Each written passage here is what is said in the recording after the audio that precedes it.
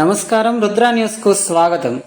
తిరుమల తిరుపతి దేవస్థానం వారి పిలుపు మేరకు ఉస్నాబాద్ పద్మావతి భజన మండలి వారు ఉస్నాబాద్ ఖ్యాతి నలుమూలలా నలుదిశల వ్యాపించేలా భజనామృత గానంతో మంత్రముగ్ధుల్ని చేసి వారి భక్తిని చాటుకున్నారు. తిరుమలలోని అఖండ హరినామస్మరణ మండపంలో ఆదివారం రోజున మధ్యాహ్నం 3 గంటల నుండి 6 గంటల వరకు పద్మావతి భజన మండలి భజన కార్యక్రమం భక్తులను అలరింపచేసింది. ఈ భజన కార్యక్రమంలో మురికి సంధ్యావళి, దొడ్డి లక్ష్మి, మాషెట్టి రాణి, కొత్తపల్లి చంద్రకళ, స్వరూప, జ్యోతి, కాపర్తి జయ, పూదరి లక్ష్మి, నాగరాణి, గడ్డం లక్ష్మి, శ్యామల, విజయ తదితరులు పాల్గొన్నారు.